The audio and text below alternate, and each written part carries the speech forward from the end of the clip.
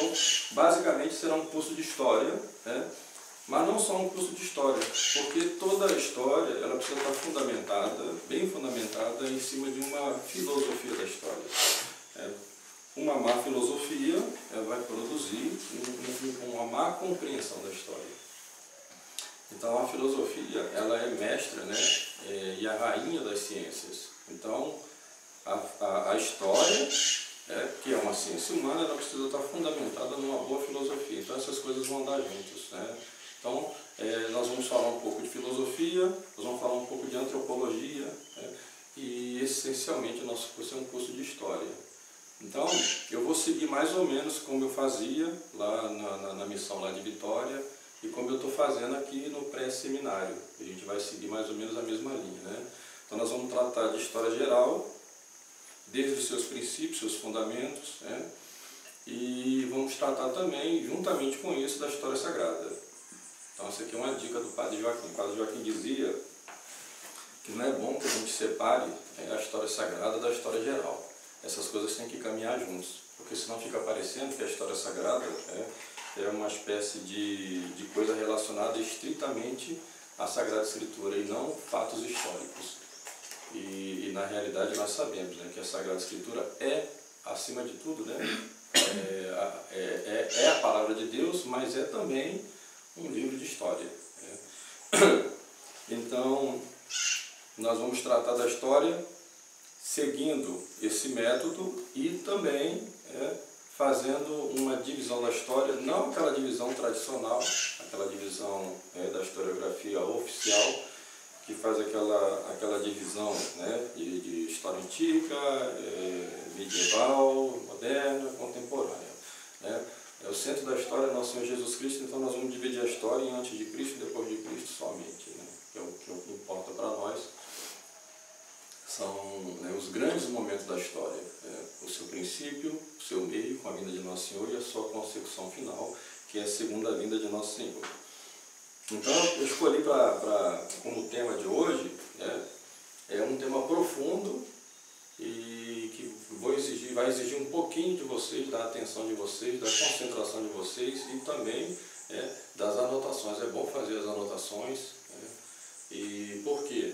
Porque é um tema que nós, como professores, a gente não pode negligenciar. Nós temos que entender esse tema e por isso seria bom que todos os professores estivessem aqui hoje, porque temos que entender esse tema e temos que saber explicar esse tema, que é o tema ponto de partida, porque a história, esse vale de lágrimas, que é esse nosso mundo aqui, ela não tem um início propriamente aqui.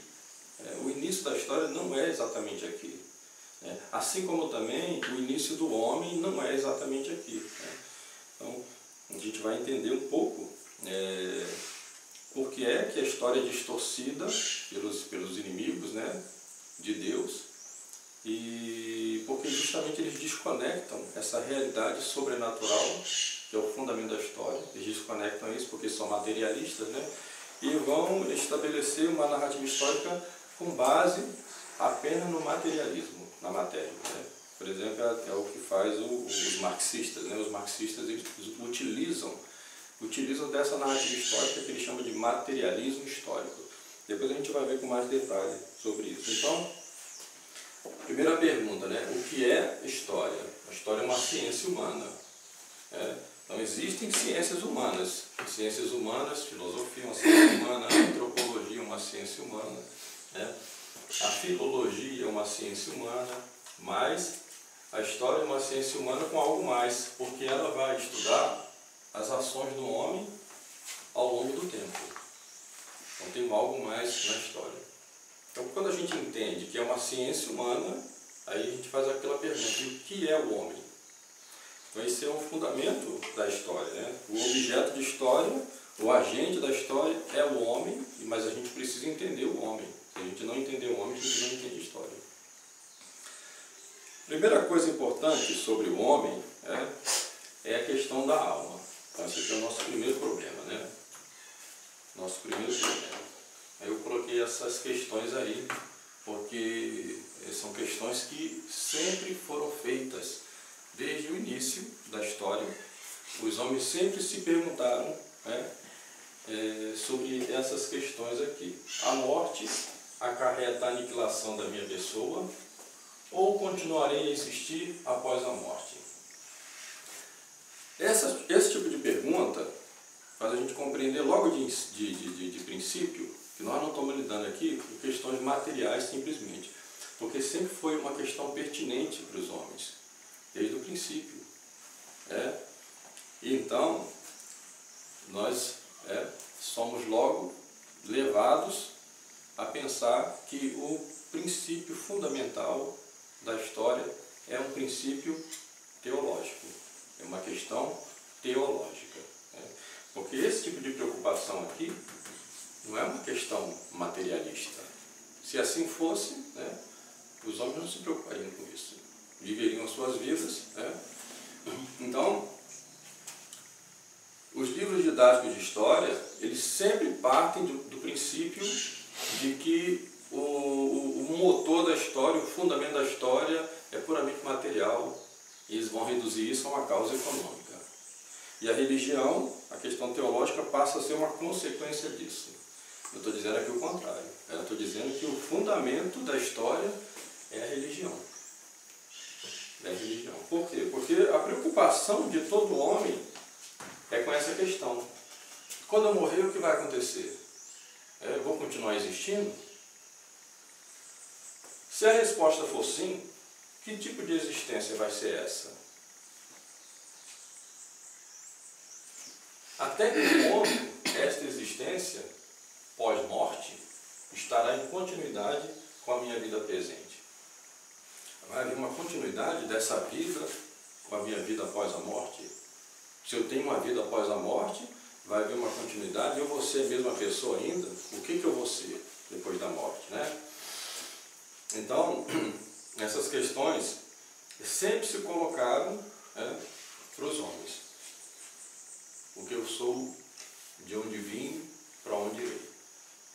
Então esse aí que é o fundamento da história. Se a gente não entender essa preocupação do homem com as suas origens, que a primeira coisa que a gente aprende no livro de história, eles vão falar um pouquinho de história, como é que se estuda história e tal, e depois eles vão entrar na questão da origem do homem. Eles entram na questão da origem do homem, põem a pergunta, e aí eles vão tratar de dois pontos de vista. O primeiro ponto de vista, que eles chamam de criacionismo. Então, o criacionismo, eles vão fazer ali um resumo, uma coisa assim bem resumida mesmo, sobre o que diz o criacionismo, sobre o que diz a Sagrada Escritura e tal, e vão citar outras fontes também, mitológicas de outros povos, para dar a impressão de que a Sagrada Escritura não passa de um conjunto de fábulas. E depois eles passam por cima disso e entram no outro ponto, que é chamada teoria evolucionista. Então, aqui, quando chega na teoria evolucionista, aí eles se detêm. E aí começam a apresentar argumentos a favor da teoria evolucionista e passam a tratar aquilo como sendo a realidade. Então, o criacionismo é uma questão de fé, acredita quem quer, de acordo com a sua religião, cada um acredita nos seus mitos e tal, mas ciência mesmo é o evolucionismo. Aí hoje, nessa hora, eu vou mostrar para vocês como é que é falso isso, absolutamente falso.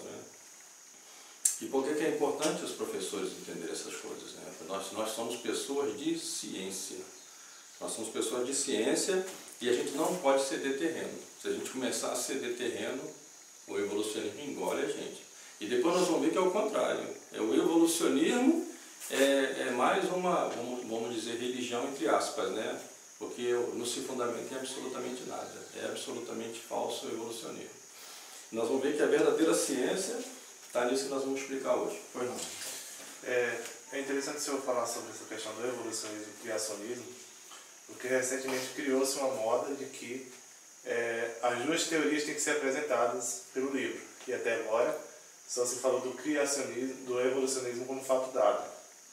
Só que nos livros de história, mesmo quando falam das duas coisas, eles apresentam privilegiando o evolucionismo como fato dado também, e a teoria da história vem justamente como mitologia. Exatamente. Essa palavra, mitologia, ela era falada na universidade toda vez que eu se referia ao cristianismo, ao catolicismo. Ele dizia a mitologia cristã... É um termo que virou termo pejorativo. Pejorativo. Para dizer que assim, é uma coisa de gente supersticiosa, né, que não tem fundamentação histórica. Tinha um teórico da história, não me lembro exatamente o nome dele, era Benjamin alguma coisa. Mas ele chegou a fazer uma defesa de que a religião não era, isso dentro da antropologia, não era um mito. Só que o que a universidade faz é isso, né? Na época eu até cheguei a estudar, mas peraí, mitologia não se aplica à religião. Mitologia é uma coisa particular da Grécia, de Roma. Né? Você tem que ter cuidado com isso, porque às vezes até mesmo quando eles apresentam o criacionismo, eles não estão apresentando da forma como a gente entende, estão apresentando como uma mitologia. Exatamente. Eles já reduzem, né? Porque por isso é que eles não vão apresentar nenhum argumento, né, a favor do criacionismo. Eles vão só apresentar alguns relatos, então geralmente eles põem assim, né, algum trecho da Sagrada Escritura, quando fala, por exemplo, do dilúvio, e logo em seguida eles podem colocar, como eu falei com a professora Kelly, eles colocam um trecho da epopeia de Gilgamesh, né, que fala também sobre um dilúvio universal, só que é uma narrativa completamente diferente. Né? A epopeia de Gilgamesh é mítica, não lida assim com pessoas reais, né? São seres mitológicos, né? Assim como a gente vê nessas mitologias da Grécia ou dos nórdicos e tal. A gente vê que não já é um relato distorcido a partir de um fato real, que foi o grande dilúvio. Mas na mitologia de Gilgamesh, a epopeia de Gilgamesh, a coisa já está bem distorcida. Mas na Sagrada Escritura não é assim. A Sagrada Escritura lida com pessoas e fatos reais. Não existe nada assim fora da nossa realidade. Né? Tanto que, se seguir, por exemplo, as medidas especificadas, né, na Sagrada Escritura da Arca de Noé, como foi feito, é possível fazer uma Arca de Noé. Né? E já foi feito, já fizeram. Né? Teve lá um holandês que construiu uma arca, né, baseada naquela descrição do Gênesis. E a coisa funciona, entendeu? Então, quer dizer, não é um... Mas aí eles põem junto para dizer, não, isso aqui é uma mitologia tanto quanto essa aqui. Né? É uma coisa assim, uma fábula. E chega a dizer, a maior parte, eles dizem que é um plágio. A narrativa da Arca de Noé é uma cópia da epopeia de Gilgamesh. A epopeia de Gilgamesh vem antes e, portanto, né, a narrativa da Arca de Noé está copiando, né, aquele relato da epopeia de Gilgamesh, que é da Mesopotâmia. Na realidade, tudo aconteceu ali, naquela região, a gente vai ver depois isso. Né? Então, é uma maneira de já desqualificar. Né? Mas então, como é que a gente desmonta isso? Né? A gente desmonta isso, né, com a questão da alma humana. Né? Então, sobre a alma.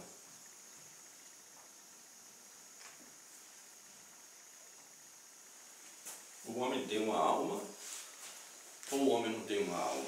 Né?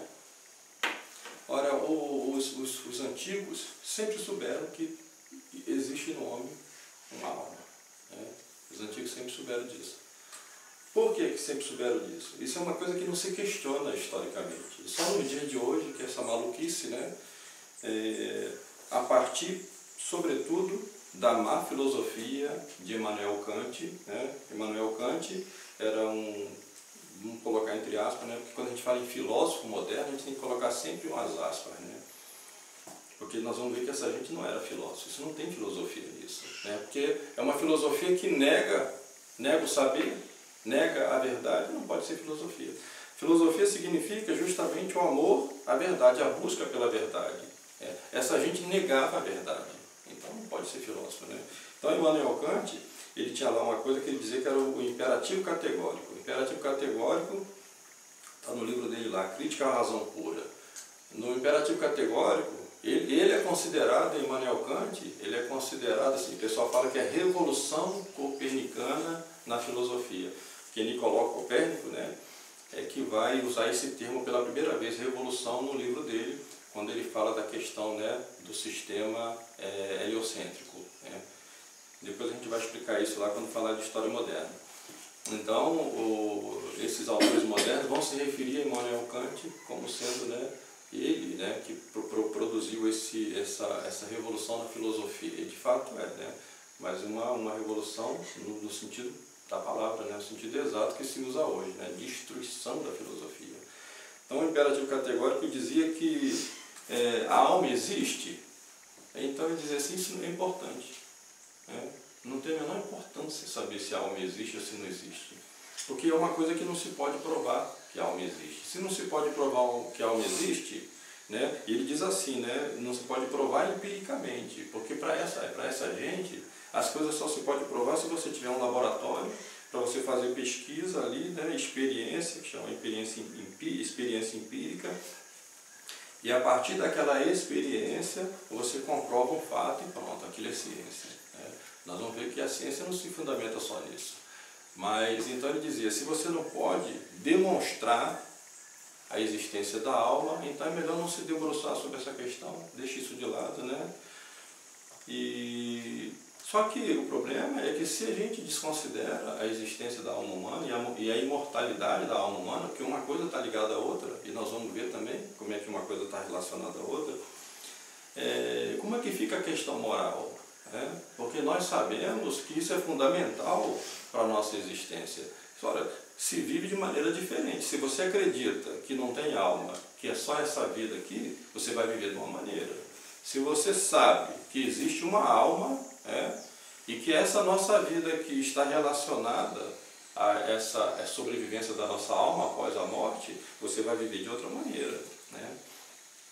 Então, qual é a resposta do Kant para isso?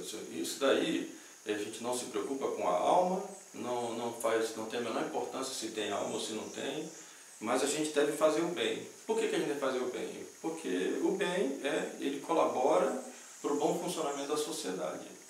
É por isso que tem que ter as leis, né? E as pessoas têm que se preocupar para terem virtudes e tal, mas aqui é o fazer pelo fazer. Né? Você não tem uma consequência maior para aquele que faz o mal ou para aquele que faz o bem. Então é o fazer pelo fazer, é o puro utilitarismo. Fazer o bem porque é algo que vai ordenar bem o funcionamento da estrutura social e do Estado. A partir disso, de Immanuel Kant, é que essa pedagogia moderna vai se fundamentando. Então, quer dizer, se eles têm uma noção de alma, para eles é indiferente. Se eles têm uma noção de alma, essa alma para eles não é determinante para as ações do homem aqui. É mais uma questão utilitária, né, das relações sociais dos homens. E a pedagogia moderna passa então a se fundamentar em cima disso. E depois nós vamos ver que existem outras coisas também por trás da pedagogia moderna. Então isso já é uma má pedagogia, né? Já é uma ideia pedagógica falsa, né? E perigosa.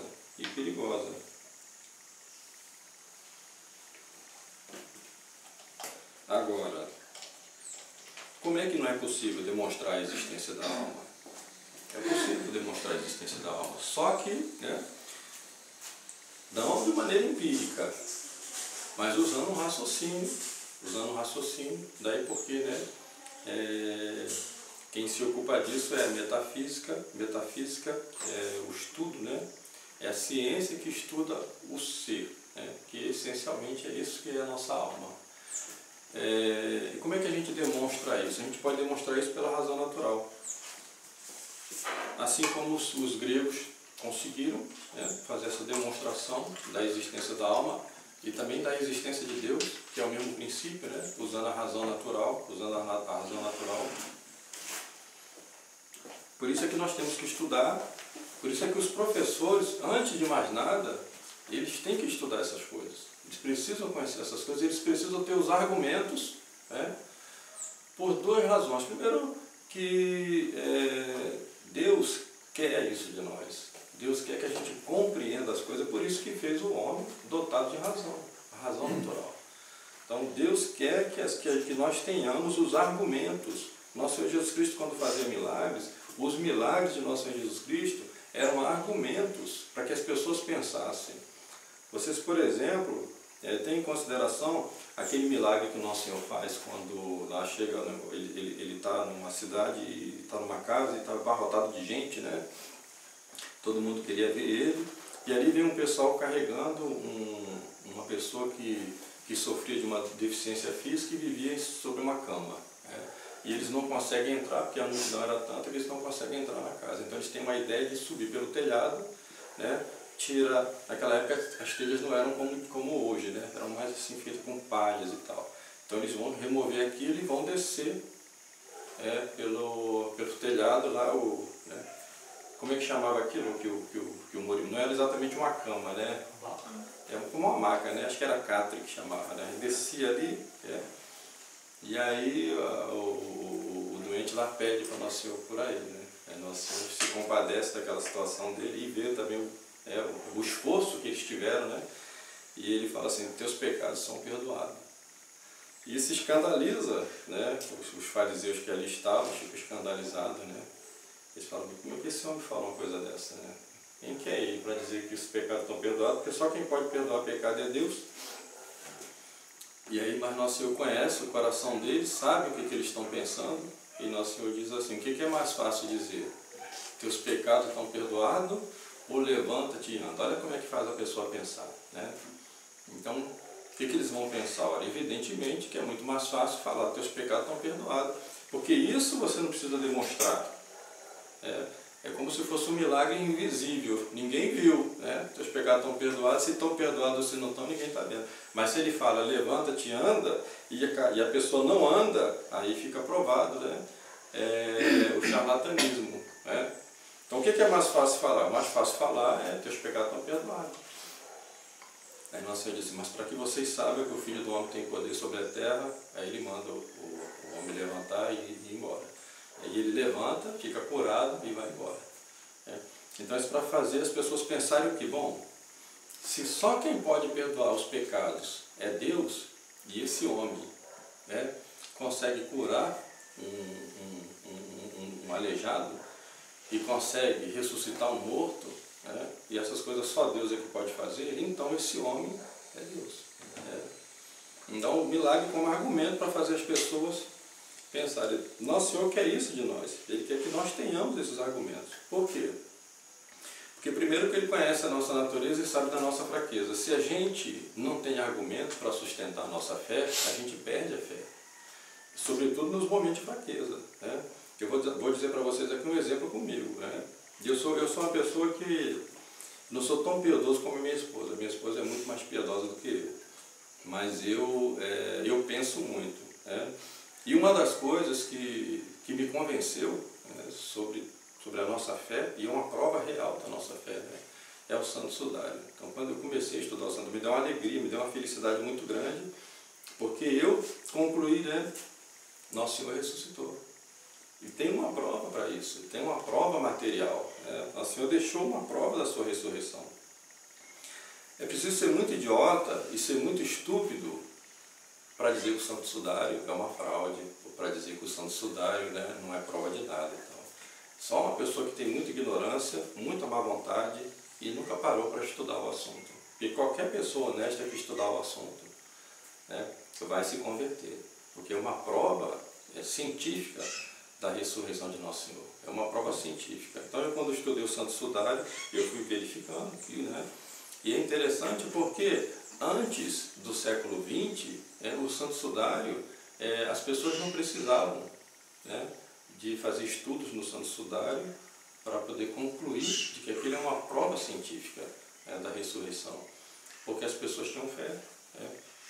Mas Nosso Senhor reservou também o Santo Sudário para o século XX, sobretudo. E a partir daquela primeira fotografia, né, de Secondo Pia, no final do século XIX, é que se verifica realmente a imagem. Porque a imagem do linho é um negativo. E a foto, né, como se revela a partir de um negativo, o negativo da foto, na verdade, é o positivo. Aí que você vê a imagem real, que os antigos não conseguiam ver. Os antigos viam o negativo. E o negativo da foto é o positivo da imagem que a gente consegue ver. E a partir daí uma série de estudos ao longo do século XX, né, a cada geração vai se apresentando uma nova prova. Prova de todos os tipos, de todas as áreas que vocês possam imaginar estão envolvidas nessa pesquisa do Santo Sudário. E é uma comprovação que não existe argumento que possa ser contrário a essa prova, uma prova irrefutável, né, da ressurreição de Nosso Senhor. E é importante a gente saber dessas coisas para que a gente possa também ensinar e convencer converter as pessoas, fazer apostolado. Porque se a gente faz apostolado e a gente não tem resposta, né, fica uma coisa vã.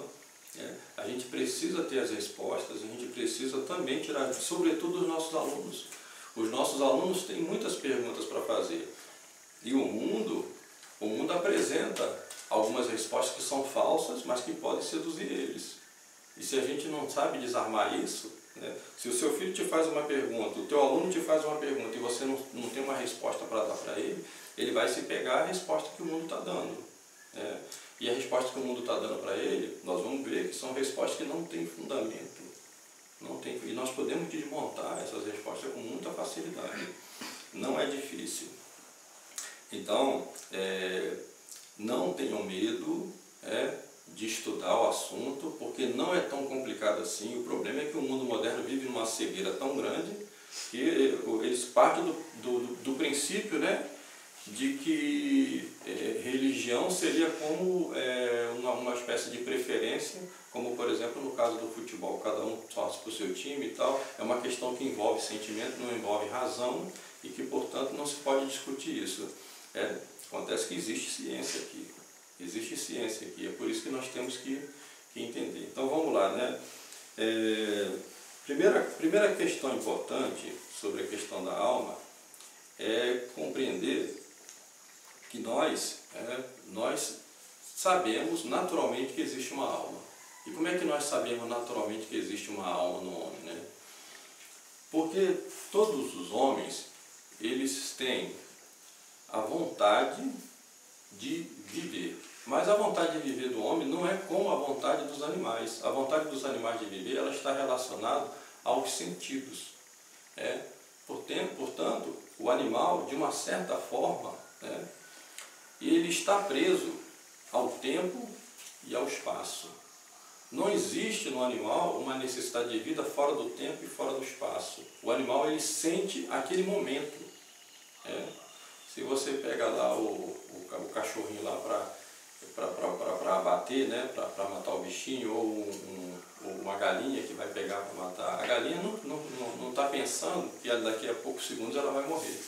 Né? Ela vai sentir, né, aquela ânsia de viver, né, mas ela não sabe que dali a pouco ela vai deixar de viver. O homem tem essa ânsia de vida que excede o tempo e o espaço, está além do tempo e do espaço. Quando uma pessoa fica doente, o homem, ele pensa, né? Ele pensa naquela doença não só a partir daquela sensação física que os sentidos que a doença está causando nos sentidos dele, aquela dor, né? Aquele incômodo, aquele mal-estar, mas ele está pensando assim: puxa, isso vai me matar. Se eu continuar desse jeito, se eu não me tratar, eu vou morrer. Então, o homem, ele tem uma preocupação, e a palavra preocupação exatamente significa isso, né? Preocupação, ele já está, né, fora do tempo. Se é uma preocupação, você está fora do tempo. Essa preocupação significa fora do tempo. E o homem, ele quer viver fora do tempo também. Ele quer prolongar a vida dele para além do tempo. E quando a gente fala viver fora do tempo, nós estamos falando o quê? Viver eternamente. Que a nossa vida não tenha fim, mesmo sabendo que essa vida material aqui vai ter um fim, mas a gente sabe que, de alguma maneira, a nossa vida não pode ter fim. Ela vai permanecer. Por quê? Porque nós temos o desejo natural, né, de viver. Um homem possui o desejo natural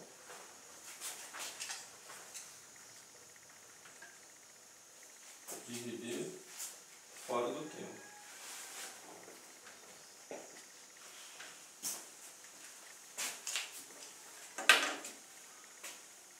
Quando eu falo desejo natural, eu não estou falando a mesma coisa que desejo adquirido. O desejo natural é uma espécie de necessidade da natureza. Por exemplo, o homem tem um desejo natural de comer, de se alimentar. É uma exigência da natureza do homem. O homem tem um desejo natural de beber. Então, é uma exigência da natureza do próprio homem. O homem tem um desejo natural de repouso, é uma exigência da natureza. O desejo adquirido, por exemplo, eu estou com desejo de comer batata frita.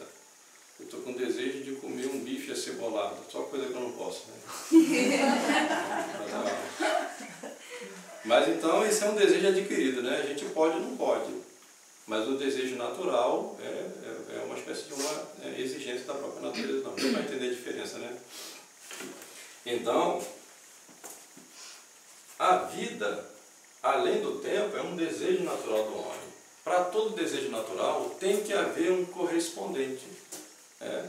Tem que haver uma correspondência para atender esse desejo natural. Se eu tenho sede, eu tenho que ter a água. Se eu tenho fome, eu tenho que ter o alimento. Deus seria cruel se criasse um ser com desejo natural e não tivesse uma correspondência para esse desejo natural. Imagina que Deus criou um ser que tem muita fome, mas não tem nada no mundo que sacia essa fome. Entendeu? Então pensar assim, né? A gente pensa que Deus é cruel. Eu me lembro de um filme que eu assisti quando era rapazinho, né? Eu devia ter, eu acho que eu tinha uns 13 para 14 anos. Esse filme era baseado na obra, né, de um autor chamado Philip K. Dick. Não sei se vocês já ouviram falar.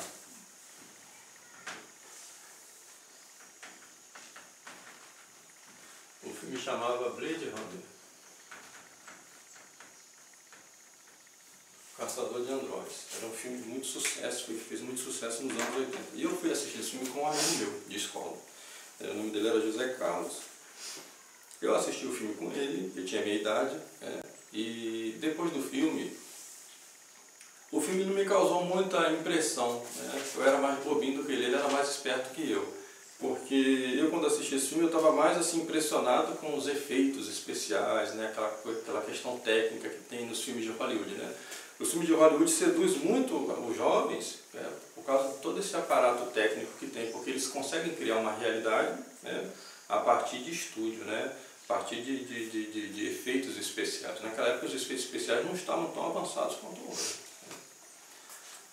Mas o filme não me causou muita impressão, mas nele causou uma impressão forte nele. E ele dizia para mim, poxa, foi o melhor filme que eu já vi. Depois de uns anos passados, eu reencontrei com ele já. Esse filme eu acho que era de 1983, nós estudamos juntos, né? Terminamos o fundamental juntos. Comecei a estudar o ensino médio junto com ele também, e depois a gente se separou, não vi mais o Zé Carlos. E depois, uns 10 anos depois, eu reencontrei ele. E ele estava enfiado na Sociedade Alternativa, né, de Aleister Crowley. E aí ele estava, né, contando para mim essa coisa da Sociedade Alternativa e tal, e me convidou para entrar na Sociedade Alternativa. E eu pensava que isso era coisa que estava ligada a Raul Seixas, né, aquela coisa. Mas na realidade não era, né, ele já sabia bem o que era a coisa, né. Eu não conhecia Aleister Crowley, não conhecia nada dessas coisas. Eu achava que era um mundo de hippies lá, né, mas não era, né, tinha algo mais. Então, o que aconteceu com o Zé Carlos, com esse filme? Por isso que esses filmes são perigosos, né? Se a gente não tiver uma visão, né? Então, eu vou contar um pouquinho da história do filme. O filme se passa no futuro, e esse autor era um sujeito, né, extremamente aborrecido com o mundo. Tentou suicídio várias vezes e tal, né? Então ele escreveu esse livro foi adaptado para o cinema pelo diretor Ridley Scott. Então sempre que a gente vai ver filme no cinema, essas coisas, é bom pesquisar um pouquinho sobre esses autores, né? É bom fazer uma pesquisazinha sobre esses autores, sobre a vida deles. Tem um livro do Michael Jones, que está sendo publicado agora no Brasil, acho que vale a pena comprar, né? Ele fala sobre a arte moderna, a perversão que existe por trás da arte moderna a partir da vida dessas pessoas. Entendeu? Então, se você estudar a vida dessa gente, você vai ver que por trás dessa gente existe um ódio a Deus. Existe um ódio muito grande a Deus. Como é o nome do livro, né? Eu acho que é a perversão por trás da arte moderna. Já tem um publicado, né? Tem, já saiu no Brasil. Outra agora está saindo. Eu não sei se essa... Eu acho que é a primeira edição que sai no Brasil traduzida. Essa do Michael Jones. Tem um primeiro também que eu não recordo, não. É Libido Dominante. Tá pretinho. Tem o Libido Dominante. Libido Dominante. Esse eu tenho. Certo. Esse outro ainda não comprei não, mas eu acho que vale a pena. Quer dizer, vale a pena, né, mas a gente já sabe que por trás dessa gente tem uma perversão muito grande, né? Então a história do filme é assim, o futuro, e sempre aquele futuro pior possível, né? A humanidade praticamente destruiu o planeta, não tem mais sol, chove o tempo todo, né? Aquelas cidades megalópolis, né? Aquelas cidades que não tem mais nenhuma árvore, não tem mais nada, é só prédio, prédio. E o maior prédio é sempre em forma de pirâmide, né? Então, nesse futuro, eles desenvolveram, né, robôs, criaram robôs quase como humanos, não usando peças mecânicas, né, mas tecidos humanos, órgãos humanos. Então, eles construíram robôs androides, né, que são muito parecidos com os seres humanos, porém, eles são superiores aos humanos. Eles têm inteligência, pensam por si mesmos, mas eles têm uma capacidade física muito superior dos humanos. E eles são usados porque os humanos nessa época estão explorando minério em outros planetas. Então esses robôs, esses androides, né, eles têm a capacidade de sobreviver nesses locais mais hostis. Então acontece uma rebelião desses robôs, esses robôs se rebelam, eles têm um líder, né? Porque esses robôs eles têm um tempo de vida estabelecido. Eles são programados para viver um determinado período. Terminou aquele período, instantaneamente eles morrem, deixam de existir. E essa rebelião se dá por causa disso, porque eles não querem morrer. Eles não querem morrer. Eles querem permanecer vivos. E o líder deles descobre que tem uma outra geração de robôs que é superior a deles, que não tem um tempo estabelecido. Eles podem viver mais tempo, né? Então ele vai procurar o criador dele, o cientista que, né? E ele vai dizer para o criador dele assim, o criador pergunta, o que você quer? Ele falou assim, eu quero viver, eu não quero morrer. Aí o criador dele diz, lá, o cientista fala para ele, olha, isso eu não posso fazer, você está programado para morrer, né? Eu não tenho como. Ele falou, não, mas esses outros que você fez, eles podem viver mais, e aí o criador dele diz, mas eu não posso fazer isso com vocês, vocês já estão programados para morrer. Então ele vai e mata o criador dele. Então basicamente é para dizer que assim Deus fez com a gente também, né? Deus fez o homem com desejo de vida, mas está programado para morrer, acabou, a vida é só isso aqui, entendeu? Então a mensagem do filme é essa, é uma mensagem de revolta contra Deus, como se Deus fosse mal, que deu ao homem um desejo natural de viver, e no entanto, o homem não vai viver, vai morrer, acabou. Outra história é da Simone de Beauvoir. Simone de Beauvoir era aquela amante do Jean-Paul Sartre, existencialista, né? Essa filosofia existencialista do final do século XIX, século XX, né? É que vai dizer que não importa o ser, importa a existência. Por isso é que chama existencialismo, né? A existência, olha que coisa, eles invertem, né? Porque para eles a existência ela é mais importante que o ser. Ora, eu só existo porque eu sou. O ser é primeiro do que a existência. Mas é por quê? Porque eles têm ódio da vida. Então ela escreve uma história, e nessa história, o nome do livro é assim, Todo Homem é Mortal. Todo Homem é Mortal. Nessa história dela, as pessoas, né, morrem, lógico, né, é o natural do homem, mas existem algumas pessoas que não querem morrer. Se recusa a morrer. Essa velha história que a gente vê no filme de ficção, o sujeito fica atrás de uma porção, né, da eterna juventude, né, quer viver para sempre, né? Tem o filme do Highlander que é assim, né, o guerreiro imortal, o sujeito vive para sempre. Então tem lá um personagem desse livro dela que consegue isso.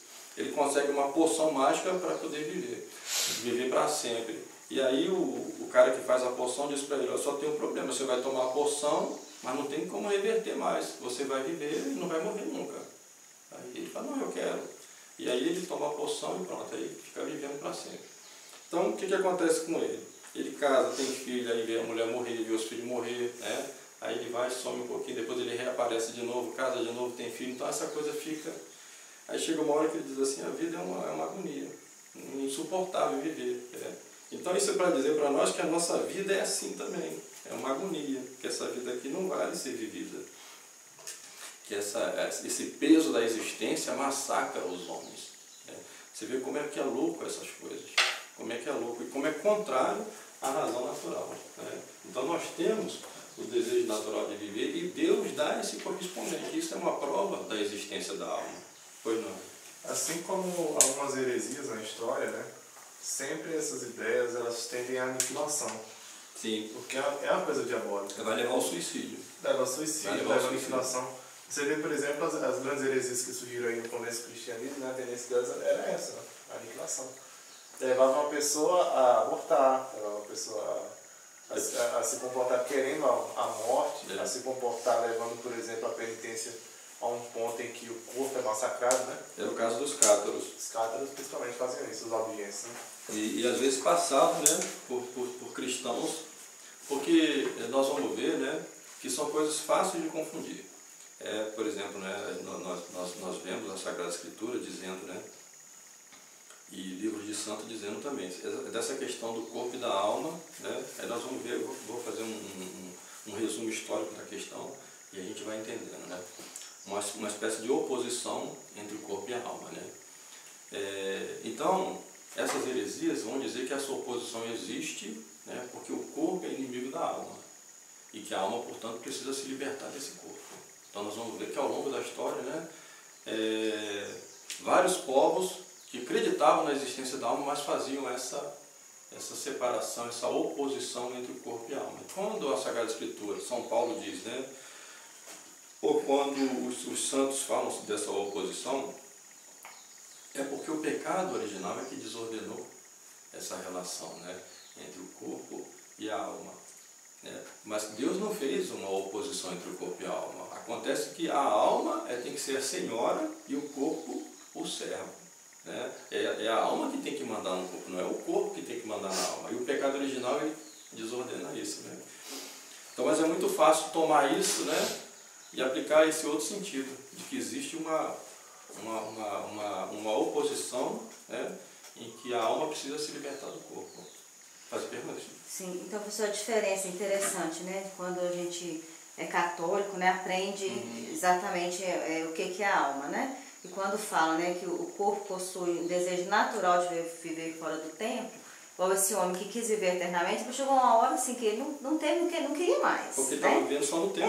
Ele não queria mais. E diferença dos santos, né? Que eles querem ir mais rápido. Quer dizer, a vida vai continuar fora do tempo, fora desse tempo aqui. Né? Os que vão para o martírio, né? Alguns ficam assim bravos, né? Tá demorando muito, ele quer chegar rápido ao martírio. Porque ele sabe que a vida não acaba.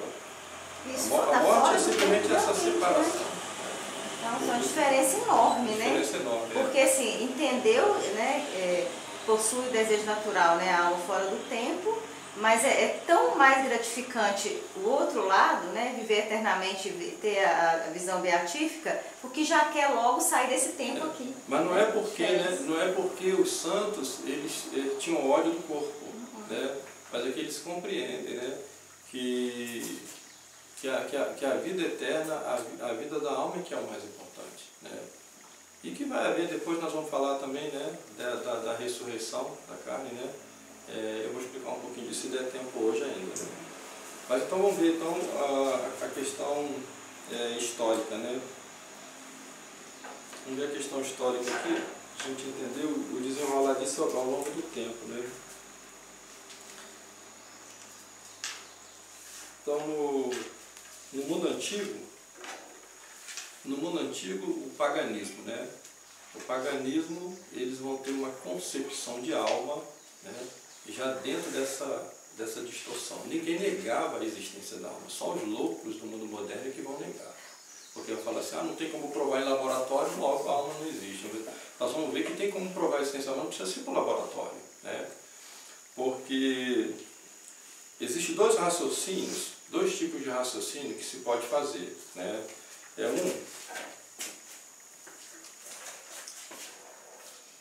Isso aqui em filosofia é o raciocínio proprio quid. Esse aqui é um raciocínio que você vai, a partir da causa, você compreende o efeito, né? Esse aqui vai, a partir da causa,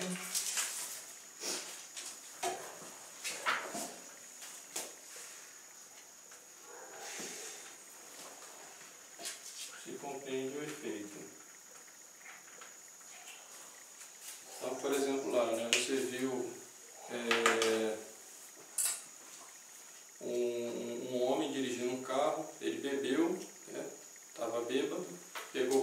dirigiu porque provocou um acidente. Né? Então, você viu que ele tinha bebido. Então a causa do acidente foi a imprudência dele, ele bebeu. Então você viu a causa e pela causa, né, você compreende o efeito. Por que aconteceu o acidente? Porque ele bebeu antes de dirigir. Né? Então aqui você está partindo da causa, que foi o fato de ele ter bebido, para o efeito, que foi a consequência do ato dele, que foi o acidente de trânsito. Né? E tem um raciocínio, é chamado raciocínio quia. Esse é o contrário. Ele vai do efeito para a causa. Então, esse raciocínio a gente faz quando a causa não é visível, quando é impossível a gente ver a causa. Por exemplo, Deus, né?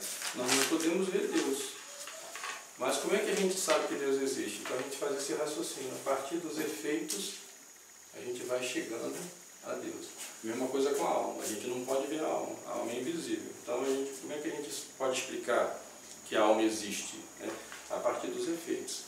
Essa aqui foi um que eu dei para vocês. Esse desejo natural do homem, né? é uma consequência de uma causa que é a existência da nossa alma. Então é possível a gente compreender as coisas a partir dos efeitos dela. Por isso que São Paulo dizia, a partir das coisas visíveis, a gente vai compreender as coisas invisíveis. Né? Então, a partir deste mundo que nós vivemos aqui, que é material, a gente vai compreender as coisas do céu, as coisas de Deus. Então, né, é o raciocínio quia. Os antigos, demorou muito tempo, né, para os homens começarem a compreender essas coisas usando a razão natural. Demorou muito tempo. Né? Nós temos aí um intervalo de milênios. Então, alguns exemplos, né? Os antigos egípcios, eles sabiam da existência da alma, mas eles não tinham uma explicação, né, racional para a existência da alma, então a coisa acabava caindo. Por isso que o livro de história, né, eles vão colocar tudo assim, nesse mesmo pacote, para dizer que não tem como ter uma explicação racional. Ora, não é porque os antigos egípcios não tinham uma explicação racional para a existência da alma, que a gente vai dizer, não tem, porque os gregos tiveram, os gregos conseguiram ter uma explicação racional para a existência da alma. E não é possível para nenhum desses filósofos modernos destruir a argumentação dos antigos gregos. Nós estamos falando dos antigos gregos do século V, século III a.C. Então os egípcios eles sabiam que a alma existia, mas eles não tinham, de certa forma, eles tinham alguma coisa da revelação, aquela revelação primeira, que tinha sido transmitida para Adão, né? E eles se apegavam a essa revelação, mas corromperam essa revelação. Dizem, né, que alguns sacerdotes do Antigo Egito tinham mais ou menos uma compreensão, por exemplo, de Santíssima Trindade. Mas eles guardavam para eles como se fosse um conhecimento oculto, né? E escondiam isso das pessoas. Mas eles também tinham uma compreensão deformada também da questão, por exemplo, da ressurreição. Então, por isso eles construíam as pirâmides. As pirâmides eram os túmulos dos faraós. E os faraós, então, depois de mortos, eles eram né, colocados ali porque sabiam que a alma e o corpo têm que se unir de volta. Né? Isso é uma coisa importante para a gente entender a história, que é o princípio, né, da individuação, do ser como indivíduo. E depois nós vamos ver que, por exemplo, lá nos antigos hindus, né, eles não tinham essa noção. Os egípcios tinham mais. De que existe um princípio individual no ser. Né? Então o faraó ficava ali, né, o corpo dele embalsamado e tal, e eles faziam as múmias exatamente para isso, para conservar o corpo, para que quando a alma voltasse, ela se unisse ao corpo novamente. Era uma ideia de ressurreição, porque sabia que o corpo e a alma foi feito para estar juntos. Né? Deus fez o homem um composto de corpo e alma. Né? E já os hindus antigos, na civilização dos Vedas, eles tinham já uma concepção mais ainda distorcida, né? Que é uma coisa que perdura até os dias de hoje. Muitas dessas heresias elas vão seguir exatamente, inclusive, né, no mundo cabalista que domina. O mundo hoje é dominado pelo pensamento cabalístico, né, que se baseia no princípio que nega, eles são irracionalistas, né, eles são irracionalistas. Eles negam o indivíduo. Para eles, tudo se origina a partir, né, é chamado de monismo, né? É o monismo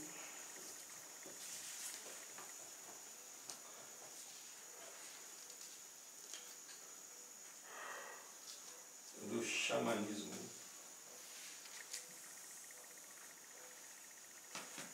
É por isso que é um absurdo, né? Você vê um Papa como João Paulo II e ali recebeu o sinal de Shiva na testa e tal. Você vê como é que é uma coisa, parecia que o homem estava possuído, porque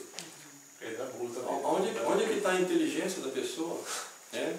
Porque isso daqui diz assim, tudo começa de um ser primordial. Esse ser primordial, no caso, por exemplo, dos hindus, é Brahma, né? Uma espécie de fogo.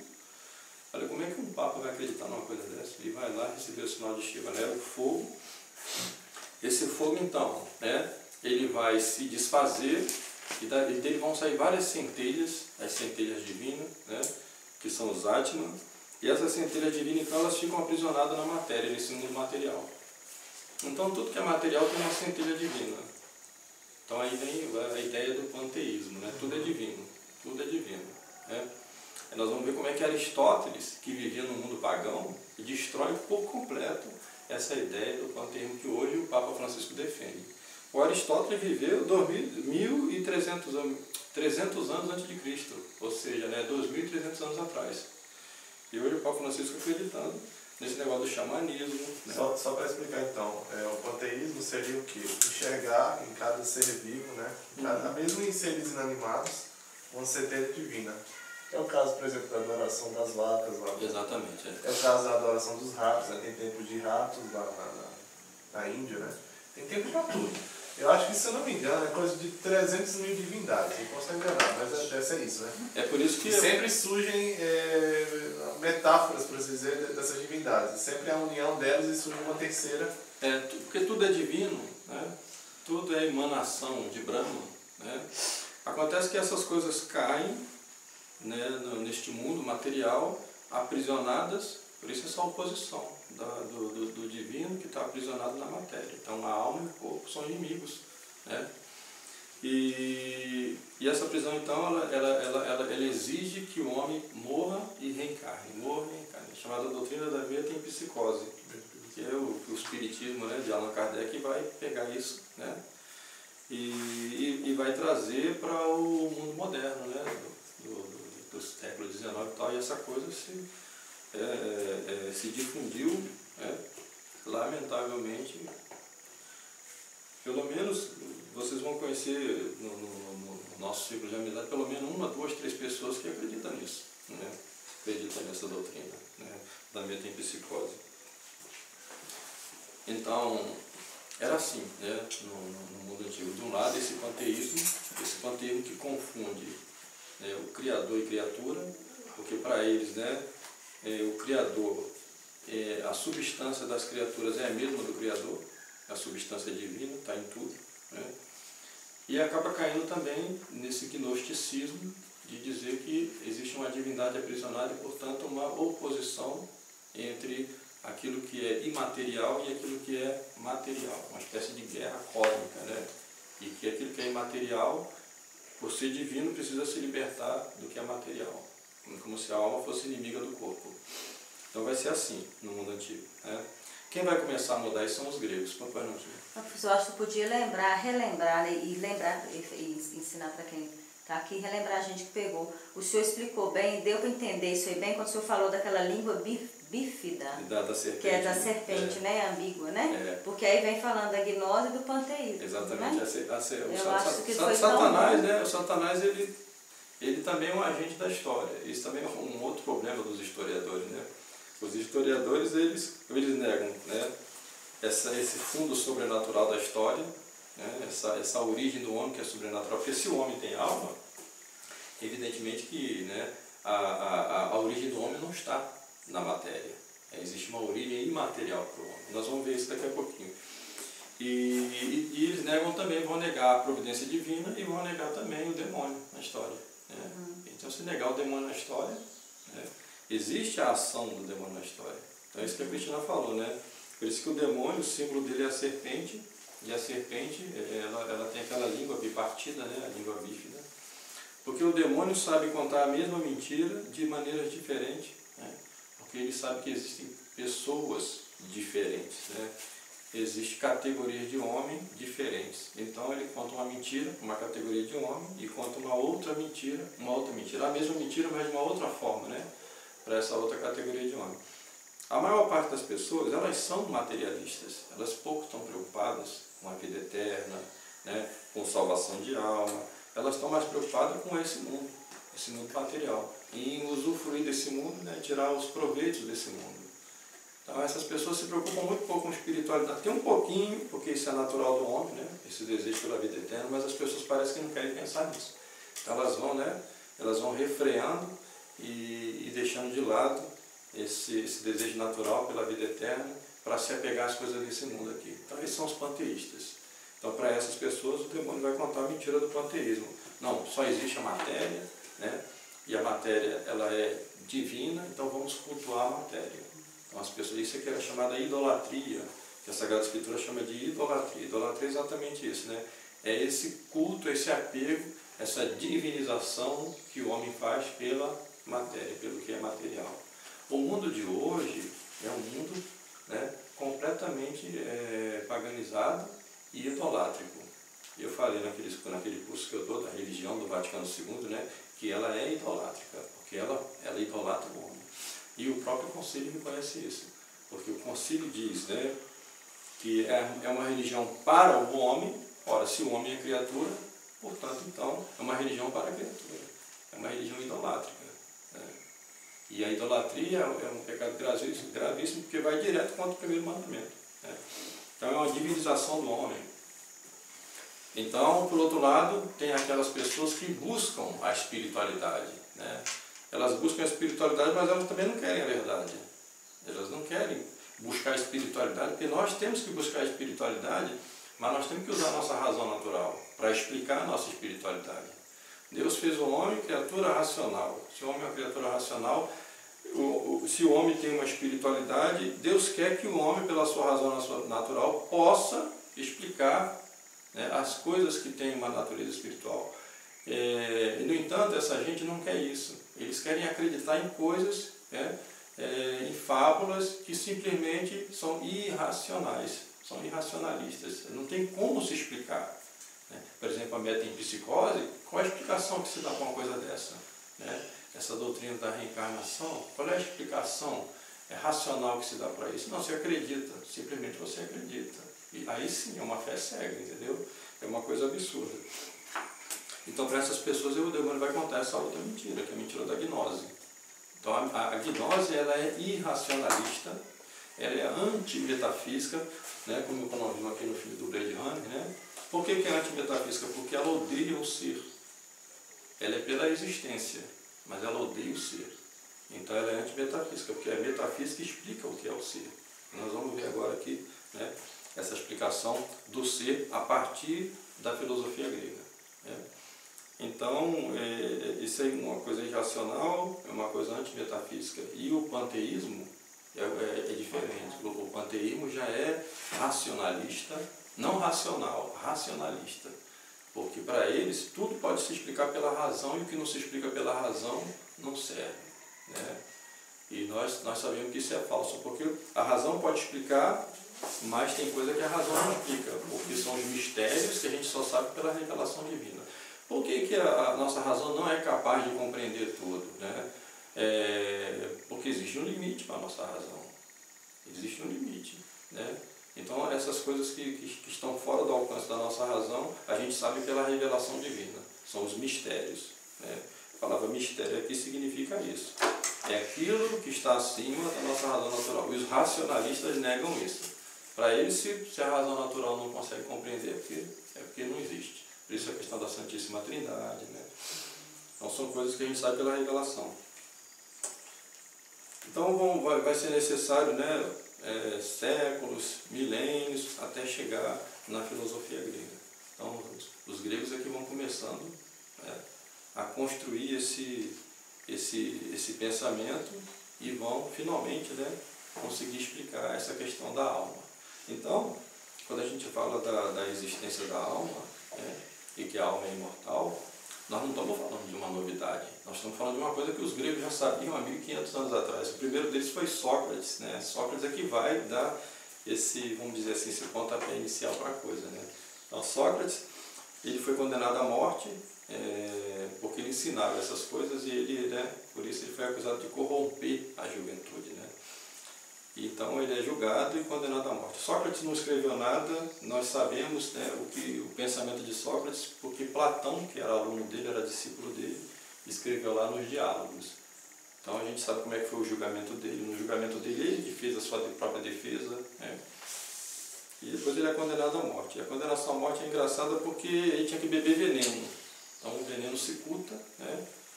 Então ele estava lá junto com os discípulos dele, os alunos dele, todo mundo triste, né? Porque ele ia morrer e tal, ele ia beber o veneno e ia morrer. É uma execução, né, diferente, né?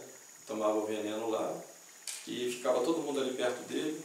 Aí ele diz assim, o que é que eu tenho que fazer? Não, você toma o veneno primeiro e depois você dá uma caminhadazinha, né? Aí quando você começar a sentir que as suas pernas estão... Aí você deita aqui e espera morrer, porque a coisa vai subindo até chegar ao coração e... né? Aí ele está calmo, está tranquilo, né? E aí os alunos perguntam assim, poxa vida, todo mundo aqui tenso, nervoso, porque você vai morrer e você está tranquilo, né? Aí ele começa a explicar que a morte não é o fim da vida, né? Porque isso é uma questão que eles discutiam entre si já, mas aí o discípulo fala para ele assim, não, mas você sabe que isso aí não é uma questão fechada, né? Tem pontos ainda que não precisa ser discutido. Então Sócrates vai apresentar 4 argumentos sobre a imortalidade da alma, né? Posso apagar aqui, gente? Se dá uma outra apagada, não tem um laranja, deixa a cabeça de esse aqui está melhorando.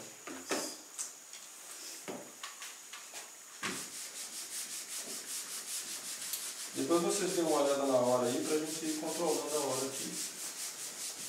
Nós vamos até que horas, Edivaldo? São 2 horas, né? De curso. Começamos a 8 e pouquinho. 10 e 20, mais ou menos. 10 e 10. De que horas são agora? São 9 e 15.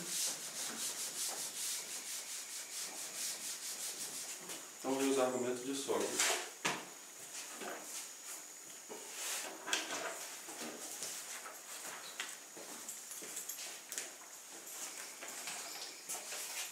Isso aqui é importante copiar, viu, gente?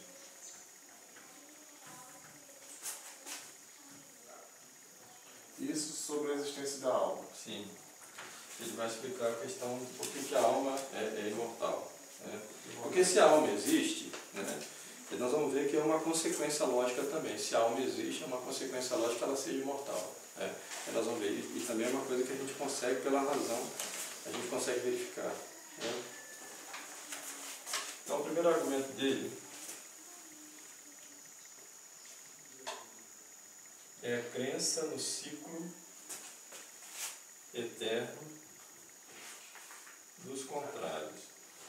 Esse argumento aqui não é bom,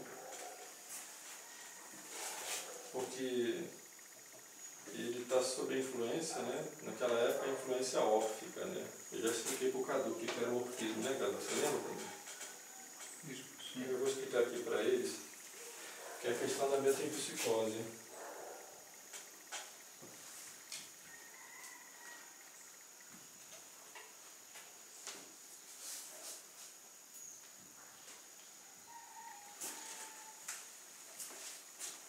Quando a gente fala em Grécia Antiga, geralmente as pessoas logo pensam, né, na mitologia grega, né, nessa religião. Acontece que havia a religião do Estado, que era a religião, né, dos deuses poderosos, né, desse panteão da Grécia Antiga. Mas havia também uma religião de mistério, uma religião oculta, que era a religião órfica, o orfismo. Né? Essa religião órfica ela já tinha, por sua vez, uma influência do xamanismo lá, dos antigos Vedas, porque aquele povo ali, depois a gente vai estudando história, eu vou explicando para vocês que a formação, né, daquela região ali, das grandes civilizações que vão surgir nesse período, elas vêm desse povo aí, o povo ariano, que são os indo-europeus, né? Eles vão fundando essas civilizações. Então essa influência, esse orfismo tinha uma influência nesse xamanismo, né? O brahmanismo lá dos antigos Vedas, né? Que é no fundo a doutrina também tem psicose. Então Sócrates vai explicar que no mundo pode se verificar que há uma espécie de movimento cíclico de opostos, de contrários. Então tudo que é quente se esfria, e quando se esfria pode ser aquecido, né?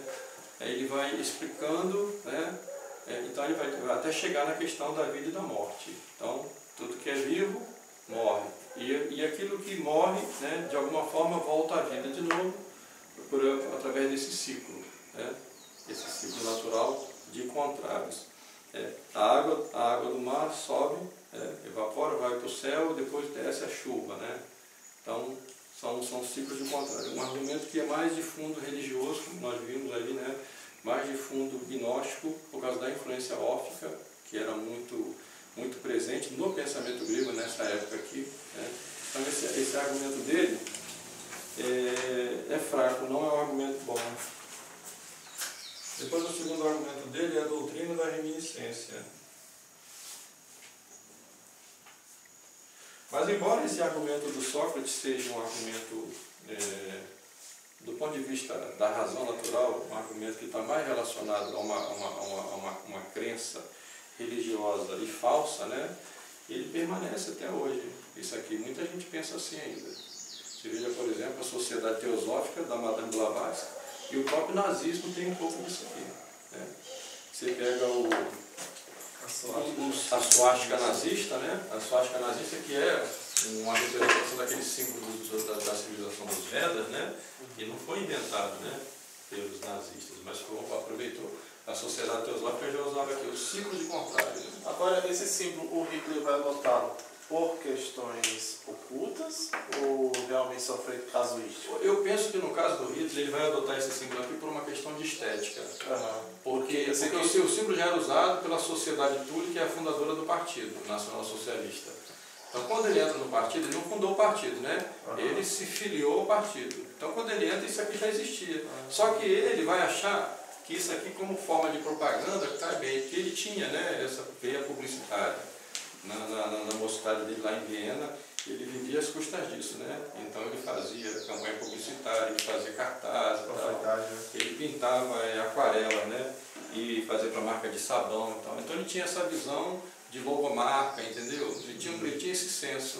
Então o que ele vai fazer é pegar esse símbolo aqui, né? Colocar um círculo em volta, branco, com um fundo vermelho. Essa que vai ser a inovação dele, entendeu? Ele conhecia esse símbolo, segundo eu sei, pela Catedral de Viena, que tinha esse símbolo lá, mas eu não sei por que entrou dentro da Catedral. Eu também não sei como é que aquilo foi para lá, porque isso aqui é o ciclo dos contrários. E depois vai estar na filosofia de Nietzsche, que chamava de eterna recorrência. Na Índia também é utilizado. A civilização Veda que começa a utilizar isso, representando isso. Então esse argumento, só para dizer que esse argumento do Sócrates aqui, que é ruim, né? Não é um argumento que explica, né? E é baseado numa observação que é falsa, não é verdadeira, né? Mas que permanece até hoje, né? Essas sociedades secretas continuam nessa ideia do ciclo dos contrários. Então o segundo argumento dele é a doutrina da reminiscência.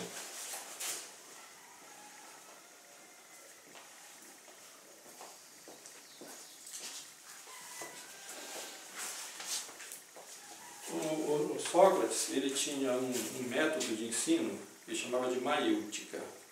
A maiêutica significava o parto.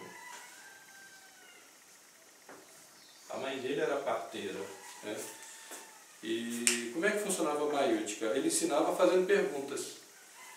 Ele ia perguntando, e a pessoa ia dando resposta, e nessa sequência de pergunta ele ia obtendo aquela resposta, né? De certa forma tinha muito de indução nisso aqui, induzindo a pessoa a dar a resposta, né? Então isso está lá nos diálogos, né, que Platão escreve. Ele vai para provar isso daqui, ele vai chamar lá, cada um conhece essa história, ele chama um jardineiro, né? Ele chama um jardineiro lá, para provar o seguinte, que em todos nós já existe um conhecimento, né? E que esse conhecimento está perdido em nós. Provavelmente era um conhecimento. Então eles vão dizer assim, né? Aqui começa a ideia de uma separação, né? Também influência óptica, que tinha essa oposição entre, né, aquilo que é espiritual e aquilo que é material. Aqui em Sócrates vai estar presente isso também, né? Então, para dizer que há um mundo superior, né, que é o mundo das ideias. Aqui, depois o que Aristóteles vai demonstrar com mais clareza, né, e a coisa fica mais, né, mais bem arranjada nessa explicação da alma, né, o que a alma é. Então, aqui ainda está no princípio, então ele tem uma certa distorção da coisa. Então vai dizer assim, né? Existe o mundo imaterial, que é o mundo das ideias. Então, por que o mundo das ideias é imaterial? Porque o homem ele tem a capacidade de compreender as coisas que são imateriais. O homem ele consegue formar conceitos, né? Isso aqui é uma prova da existência da alma. Ele vai dar essa prova aqui, mas de uma forma errada, né? Depois aqui a terceira prova dele é que é melhor, né? Então ele vai dizer que, né, então havia o mundo das ideias, o mundo dos conceitos, né, que é um mundo superior a esse mundo da matéria aqui.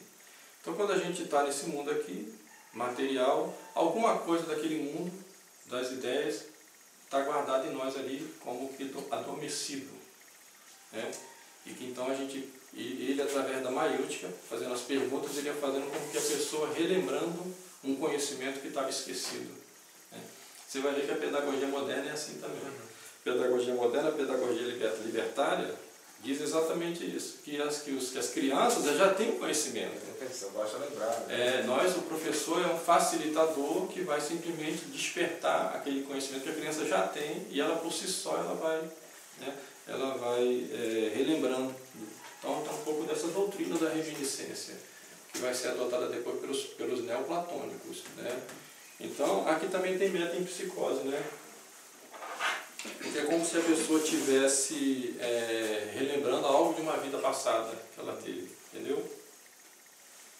E mesmo um absurdo lógico disso, né? Como é que a criança não sabe de uma coisa e ela é capaz até de ensinar o professor a respeito daquilo?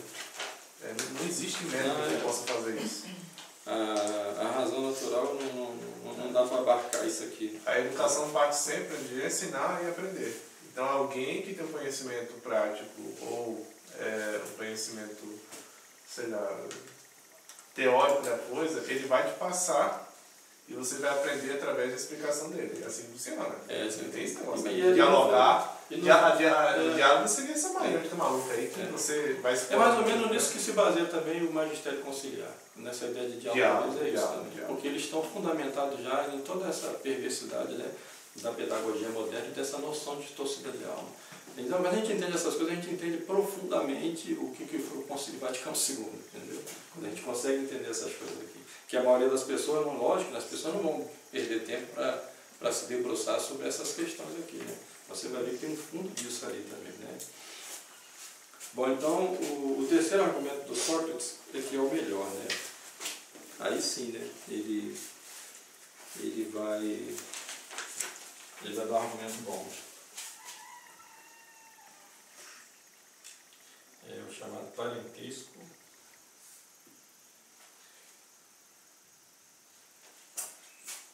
entre a alma e as realidades espirituais.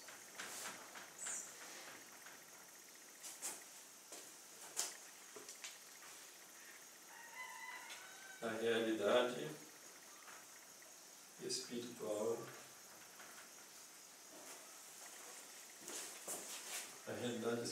da alma é manifestada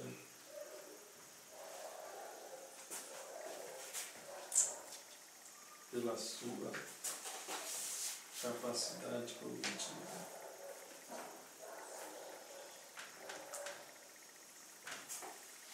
Esse tem um bom argumento,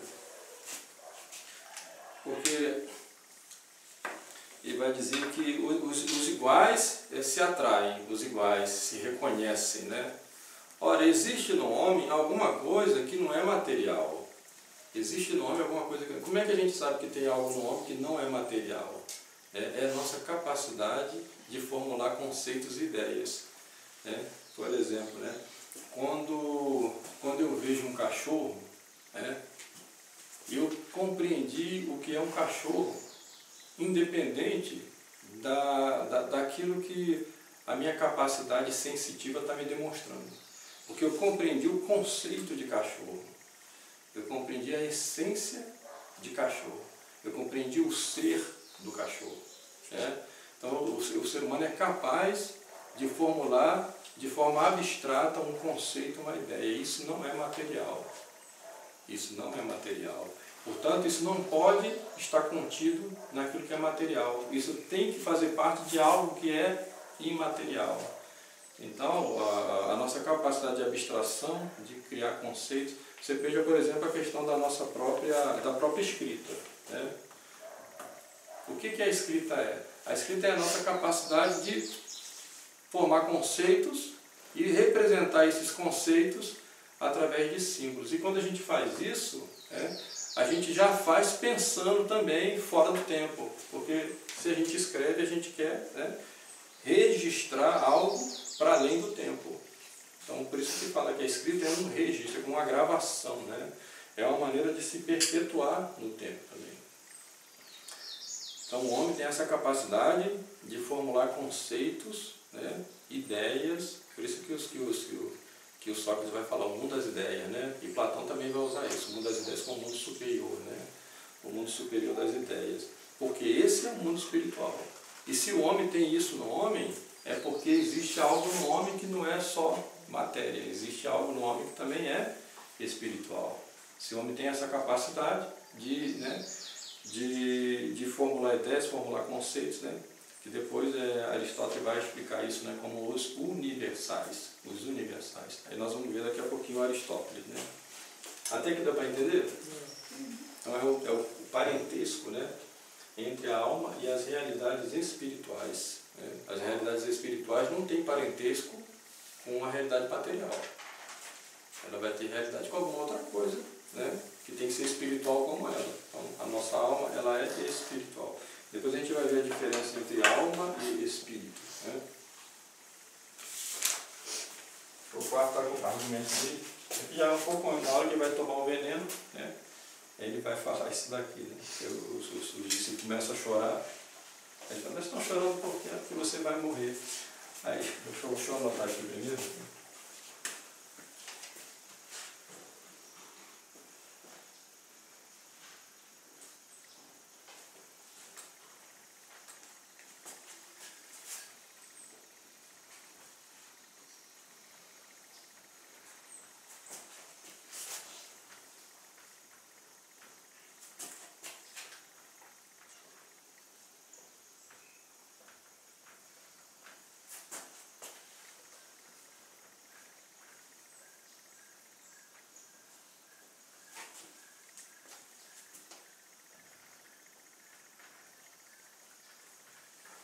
A alma é aquela que dá a vida ao corpo, logo não pode perder a vida.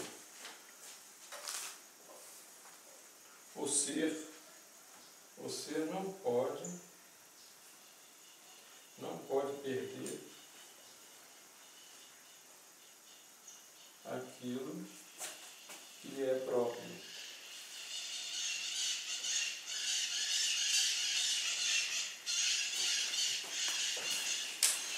Aí ele fala para o discípulo dele assim, por que está chorando? Ah, porque você vai morrer. Ele fala assim, não, mas o que é a alma? Isso já sabiam. A alma é o princípio da vida. É aquilo que que dá a vida ao corpo. É a alma. Falou, bom, se a alma é o princípio da vida, como é que aquilo que é o princípio da vida pode morrer?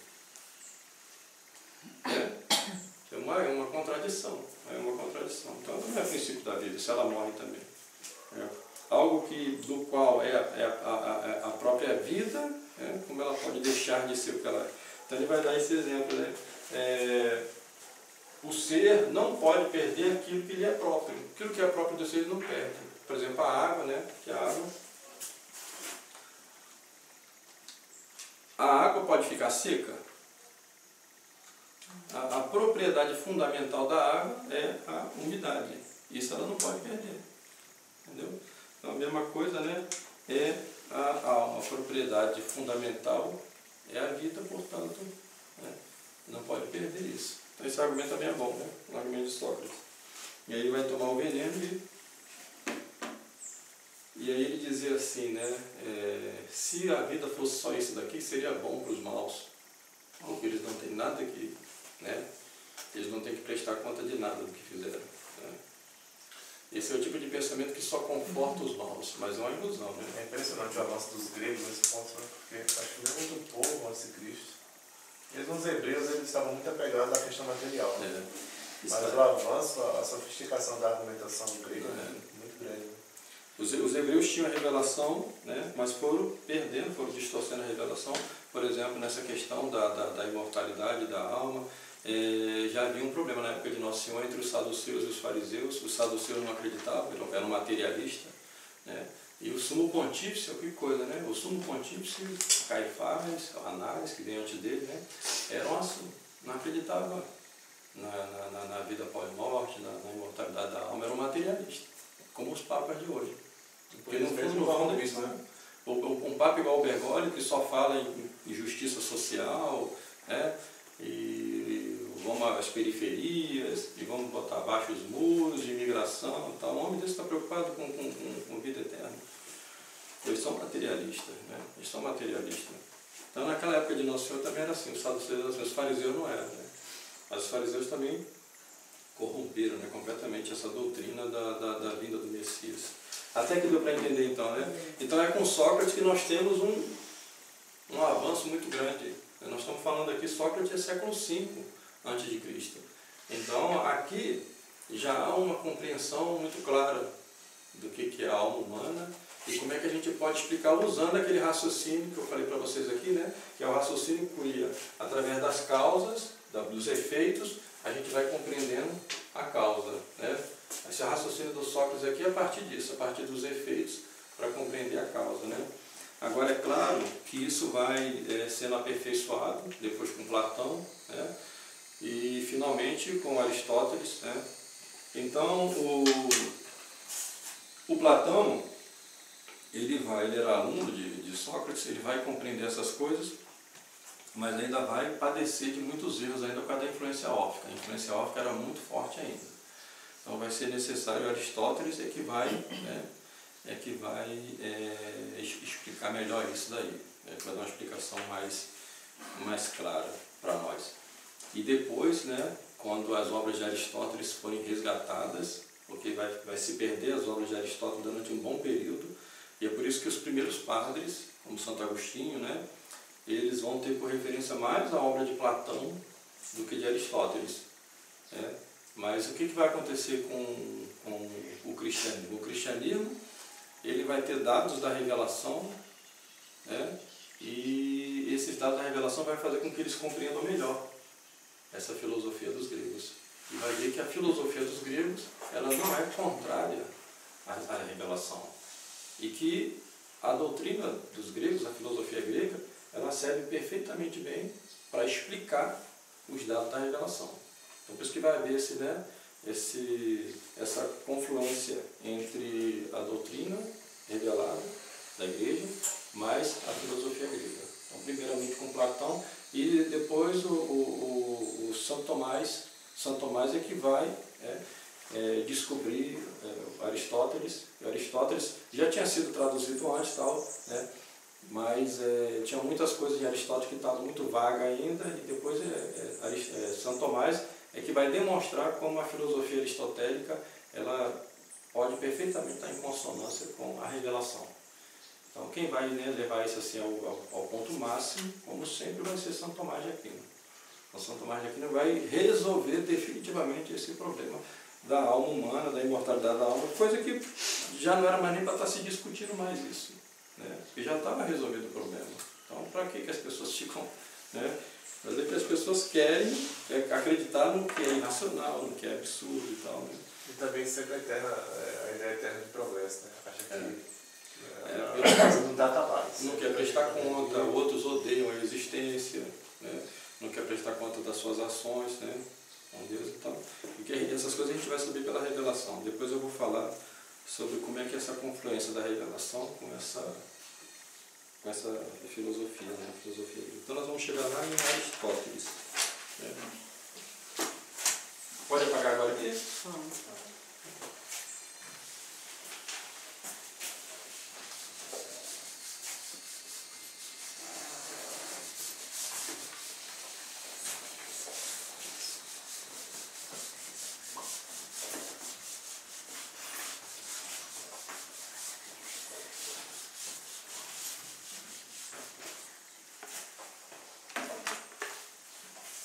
A gente chega em Aristóteles.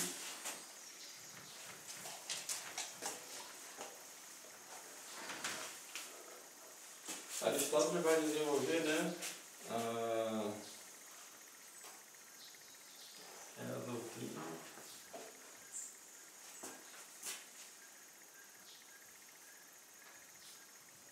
ilemorfismo. Isso aqui que o Santo Tomás vai, né, que essa aqui explica bem. Né? Até então, né, a gente vê uma confusão entre o mundo espiritual, o mundo das ideias, o mundo dos conceitos, né, com o mundo material, como se houvesse uma espécie de oposição, né, essa doutrina órfica, né, que ainda está exercendo uma influência dos pensadores gregos, né, isso fazia com que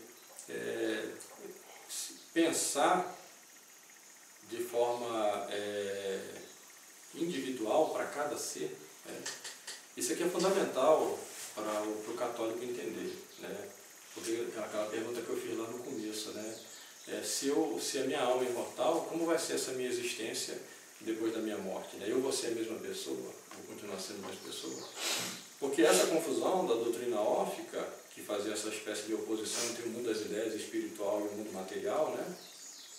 De certa forma levava a se pensar que com essa separação da alma e do corpo, né, a alma ia se juntar a esse todo eterno e você perdia a sua individualidade. É mais ou menos isso que acreditam os kardecistas. Os kardecistas acreditam nisso, porque esse ciclo de metempsicose deles, de reencarnação, onde que vai terminar isso? Vai terminar no retorno a esse pan original, a esse todo original. É assim que vai terminar. Eles nunca falam como é que vai terminar o processo. Eles falam que você vai e volta, reencarna e volta, e morre, e reencarna de novo e tal. Mas eles nunca dizem que o final disso é o retorno ao plano original. Você deixa de ser você. Entendeu? Por isso que tem aquele filme horroroso do Almodóvar, chamado A Pele que Visto. Para dizer que isso aqui é uma roupa. Esse corpo nosso aqui, né, é só uma roupa. O que está aqui dentro é uma essência que depois vai se unir ao Pan, a esse todo original. É por isso que isso é satânico, essas doutrinas. É por isso que elas são antimetafísicas. Né? Então, o ilemorfismo você já conhece um pouco, né? Que é a questão da matéria e forma. Matéria e forma. Então tudo que é material, tudo que existe nesse mundo material é composto de matéria e forma. Né? Então aí o Gustavo Corsão fazia aquela escadinha que o Dom Tomás gosta de lembrar, né? Aquela escadinha, né? Assim, né?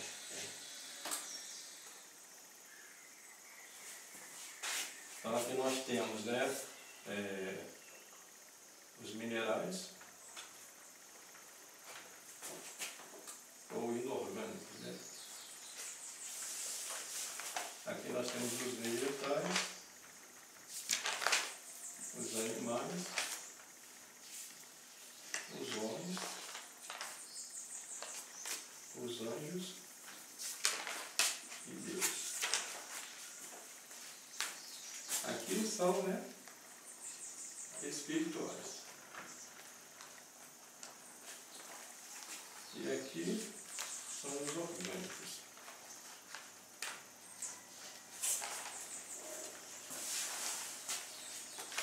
Matéria e forma no mundo, né, material. No mundo espiritual, por espírito. Né? Então, nesse mundo material, tudo é formado de matéria e forma. Os minerais, eles têm matéria e forma. Vamos explicar primeiro o que é matéria e o que é forma aqui. A matéria é a matéria-prima, né? Aquilo que a coisa é composta, né? Forma não confundir forma com formato. Toda matéria vai ter um formato. Né? Mas aqui, nesse sentido, né, filosófico, forma substancial.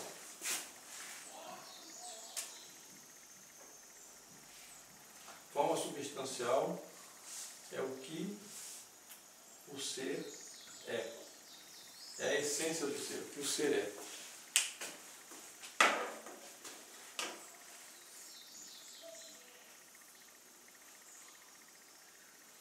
A matéria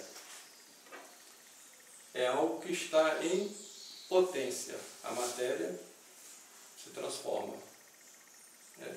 E a forma é o que o ser é em ato. Então aqui é ato, né? E aqui é potência. Por exemplo, né? Esta mesa, eu sei que ela é uma mesa, né? Porque eu compreendo o ser mesa. Esse copo, eu sei que é um copo porque eu compreendo o ser copo. Por que eu sei que isso aqui é um copo, Eliane? Dá alguma explicação. Por que eu sei que isso é um copo? Por que você sabe que isso aqui é um copo? Tem uma abertura.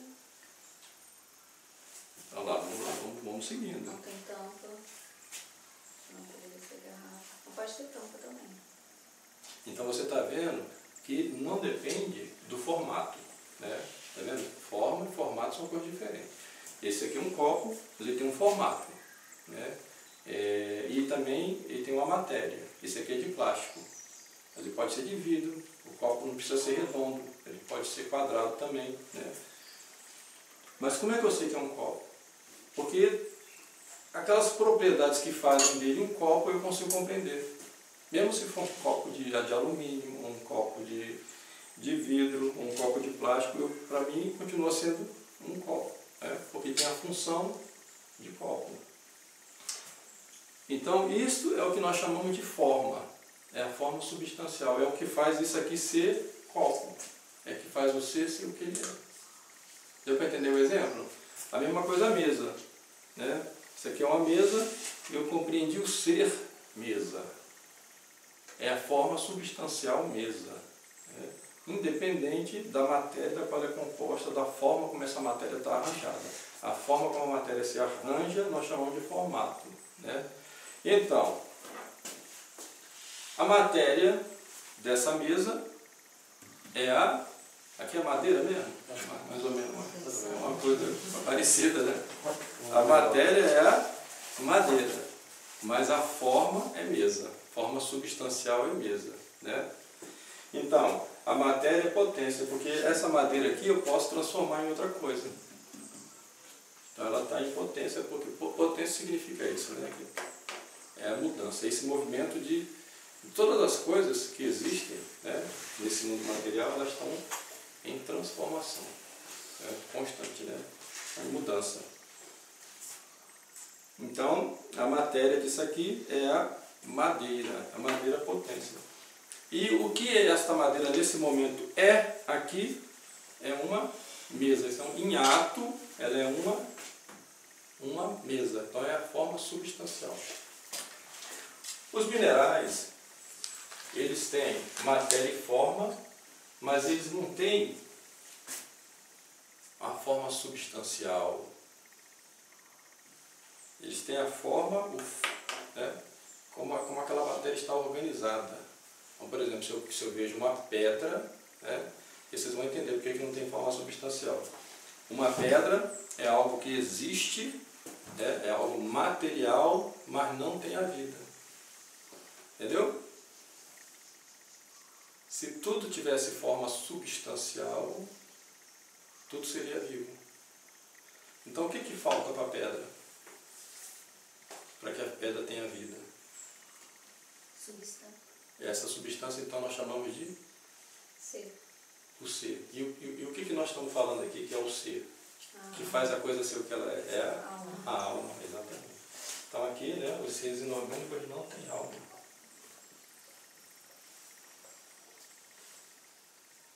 Portanto, eles não têm vida. Eles são. Aqui, né, olha aí como é que o budismo é errado, né? O budismo fala, tudo que existe sofre. Não, uma pedra não sofre. Ela existe, mas ela não sofre. Ela não tem vida. Né? Ela não tem alma. Aqui tem, vegetais têm alma, animais têm alma, homens têm alma. Aqui tem uma alma vegetativa, né? Aí sim, forma substancial. Então, a alma vegetativa que permite aos vegetais, né, a sua nutrição e o seu crescimento. Né? E os animais, por isso que é uma escadinha, né? É um passo a mais. Né? Os animais têm esta compreensão, as plantas, os vegetais, eles não têm conhecimento do mundo. Os vegetais não têm conhecimento do mundo, eles têm uma vida vegetativa. Nutrição, crescimento. Se tem vida, tem alma. A alma é o princípio da vida. Mas aqui é uma vida vegetativa. Os animais têm conhecimento do mundo, mas de forma sensitiva. Os animais compreendem o mundo pelos sentidos. Pelos sentidos. Então os animais, é por isso que fala, os animais não têm vontade. É um absurdo que o padre Paulo Ricardo falou. Os animais têm vontade. Os animais não têm vontade. Os animais são condicionados aos seus sentidos. O conhecimento de mundo que eles têm está ligado aos sentidos. Né? Tanto os sentidos externos quanto os sentidos internos, que eles também têm. Agora, os homens têm algo a mais, por isso que vai uma escadinha aqui, né? Então aqui os animais, vegetais, esse grupo aqui, né, eles possuem alma. A alma dos animais seria alma só. A alma dos animais é uma alma que está condicionada à matéria. Ele está condicionado à matéria. E é por isso que eles não têm capacidade de abstração. Eles não conseguem conceber ideias, formar conceito das coisas, como nós conseguimos. E é por isso que a alma do homem, ela é espiritual. Então o homem possui alma. O homem possui alma espiritual. Então aqui nós temos um princípio muito importante de Aristóteles, é dizer o seguinte, olha, os seres são indivíduos. Aqui não tem esse negócio de panteísmo e de monismo, que vai todo mundo voltar para um pan original. E aqui ele destrói também a ideia de panteísmo, por completo, porque existe uma substância, né, que é a forma do ser, que é a alma do ser, e essa substância é individual no ser. Né? Deus não pode se enquadrar nessa categoria de substância, porque Deus ele é a própria essência, ele está acima disso. Ele não pode se enquadrar na categoria de substância, ele está acima, ele está fora disso. Então ele bate direitinho com a Sagrada Escritura, ele diz que Deus criou todas as coisas do nada, né? Não dele próprio, e não se desfez em pedaços, como dizem os xamãs lá, né, do brahmanismo. Então, o que existe no ser de Deus é a comunicação da perfeição, é isso? Deus comunica, né, comunica o seu próprio ser, mas sem que... Sem matéria, né? Exatamente, sem que essa participação do ser de Deus tenha a ver com a substância de Deus. Né? As criaturas não possuem a substância de Deus. Uma outra coisa interessante, Cristina, é que isso aqui ajuda a gente a entender o milagre da transubstanciação. E por que é um milagre? Né? Porque o milagre é justamente porque ele vai contra essa natureza das coisas. Por isso é que é um milagre. Ele é contrário à natureza das coisas. E no milagre da transubstanciação acontece exatamente o contrário disso aqui. Por isso que fala transubstanciação, porque transforma a substância, o ser da coisa. Então o pão e o vinho já não é mais pão e vinho. A essência da coisa, a substância da coisa mudou. Já não é mais. É nosso Senhor Jesus Cristo. Entendeu?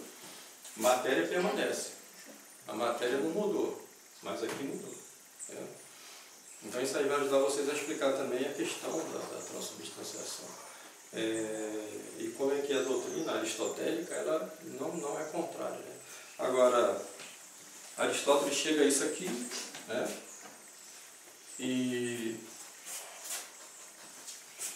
Mas aqui, nesse outro degrauzinho aqui, ele já não consegue. Ele já não consegue, porque ele vai dizer assim, bom, a alma, ela é imortal. Né? Por que ela é imortal? Deixa eu ver. Porque o homem é um composto de corpo e alma. Não existe, né, um antagonismo entre o corpo e a alma, existe um complemento. Essas duas coisas formam um indivíduo. E o homem, como tem uma alma espiritual, então por isso é o termo pessoa. Pessoa é isso. Pessoa porque é alma espiritual. Tem essa capacidade de abstração, de conhecimento, né, das ideias. Né, que o Aristóteles chamava de universais, são os universais. O universal é a essência das coisas. São Tomás dizia, né? O que são os universais? No intelecto divino, né? São as ideias que Deus tinha antes das coisas serem. Antes das coisas serem, as coisas já existiam no intelecto divino. Depois, nas coisas, são as essências. E na inteligência humana, são os conceitos que a gente consegue formar dessas coisas. Então isso também explica aquela ideia errada da reminiscência do mundo das ideias. Né? O mundo das ideias não, era Deus. Né? Deus então, ele já tem no seu intelecto divino, e quando as coisas passam a ser, né, elas possuem uma essência, que é a sua forma substancial, né, que é o que o ser é. E a inteligência humana consegue compreender isso, consegue compreender essa, né, essa forma substancial das coisas, que vai além da forma material.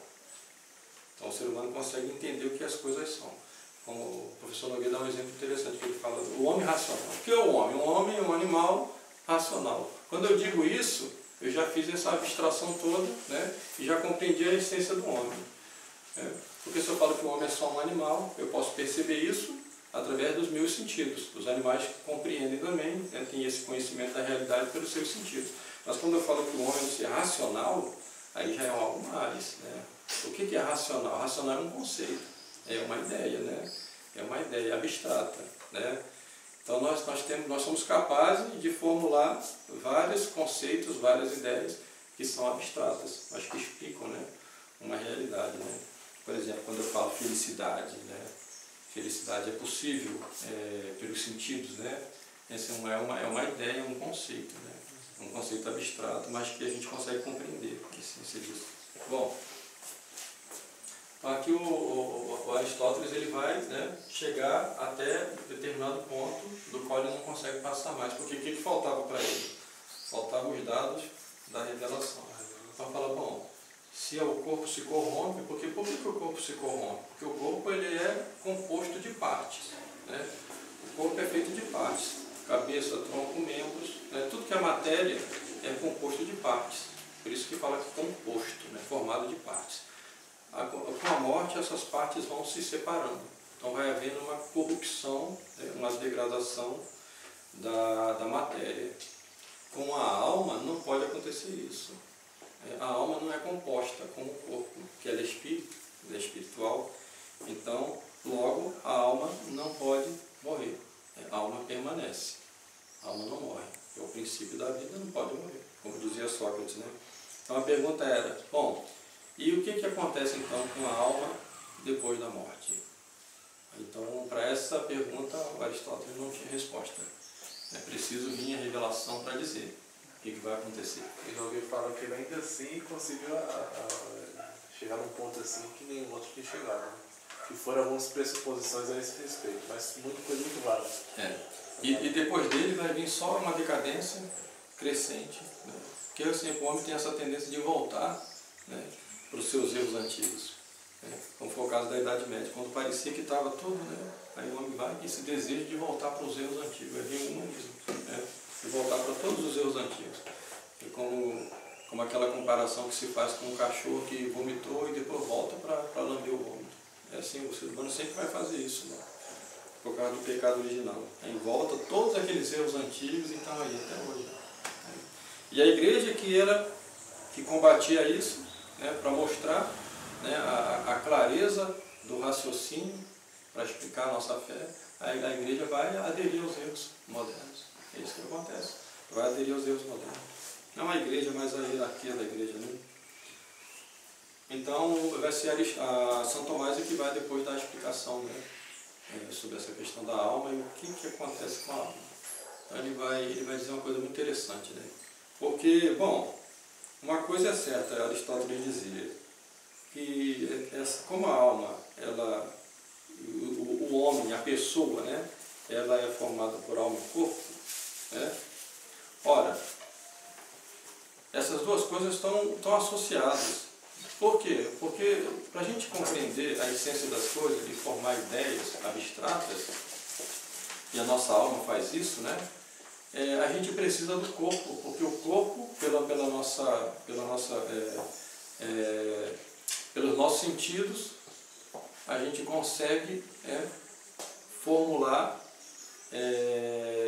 imagens, e o nosso intelecto, ele a partir dessas imagens, ele vai criar conceitos, ideias abstratas. Então, de certa forma, a alma precisa do corpo, entendeu? Para ela funcionar bem. É isso que Aristóteles diz. Nossa alma precisa também do nosso corpo. Então esse aqui era o problema. E na morte, que a alma separa do corpo, como é que fica a alma? A alma não tem mais esse veículo que é o corpo, porque o corpo ajuda a alma a compreender os conceitos, as essências das coisas. E sem o corpo, como é que fica? Entendeu? Então, esse aqui é o problema, porque isso é que vai trazer, né, pode trazer o sofrimento eterno ou a felicidade eterna. Você imagina, Cristina, uma alma sem corpo, como é que fica esse intelecto, né, dessa alma sem o seu corpo? Né? Ele fica meio que perdido, meio que desorientado, né? Não vai funcionar bem, entendeu? Então é por isso que os gregos antigos, né, da época de Homero, eles vão ver a alma humana como, né, depois da morte, como uma espécie de subvida, né, uma espécie de sombra, né, porque já se sabia que a alma precisa do corpo, e sem o corpo a alma não pode funcionar bem, entendeu? Então como é que essa alma vai funcionar bem sem o corpo, depois que a gente morrer? Aí é que entra, né, a revelação para dizer, né, aqui, né, a escadinha, tá vendo? Os homens não podem ir direto para Deus, aqui tem que ter também os anjos aqui no... Então, esse intelecto dos anjos, que já, né, são seres espirituais, que já vivem aqui, né, nessa bem-aventurança, né, que vai ajudar o intelecto dos homens, aqueles que forem salvos. Aqueles que forem salvos, né, no julgamento, após a morte, todos nós temos juízo pessoal. Então, esses que foram, que nessa vida viveram de forma virtuosa, santamente, o seu intelecto separado do corpo, sua alma separada do corpo, vai receber a ajuda dos anjos, e essa ajuda dos anjos aqui vai ser suficiente para que tudo funcione normalmente, e melhor ainda do que já era, entendeu? E no caso da visão beatífica, então, aí, agora, como vai ser com os condenados? Né? A privação, né? Privação completa. Exatamente. Eu não sei quem é que descreve, mas tem uma cena, deve ser na Divina Comédia, não sei, mas tem uma cena que as pessoas estão no inferno, né? E elas conseguem ver em cima o céu, os anjos voando, Deus, né?